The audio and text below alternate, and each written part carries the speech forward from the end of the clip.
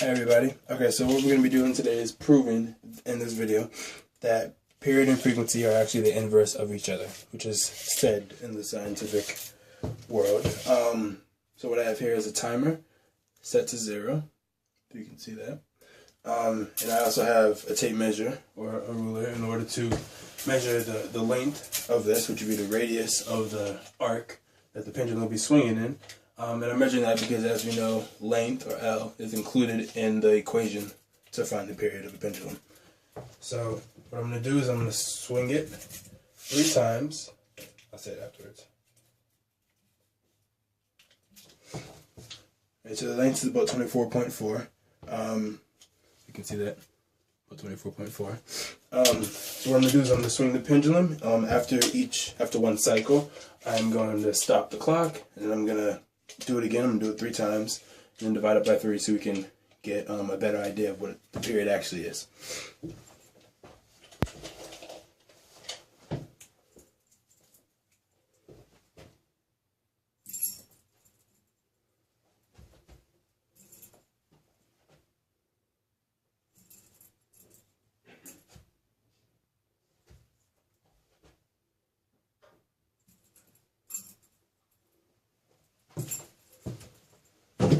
Okay.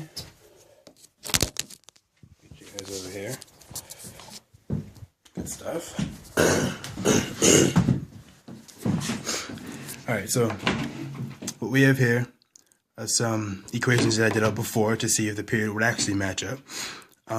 So the times that I got, I kind of guessed that one, but that is one of them, 157.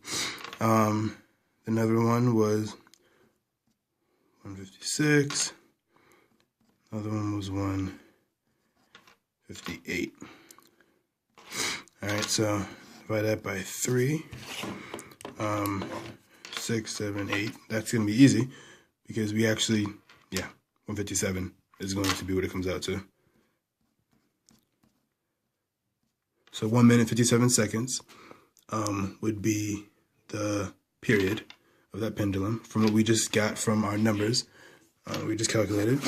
Alright, so now that we have that, we know that a period of a pendulum would be 2 pi times the length times the square root of the length divided by the square root of gravity. We know gravity is 9.8, square root with that, and you get 3.13. We know that length is 24.4, but that's in inches, and we don't want it in inches because that makes life way too easy. People like to make things complicated, so we have 24.4 inches times 0.0254, which is how many inches are in a meter, how many meters are in an inch. Cross out inches, do that, you get 0.6198.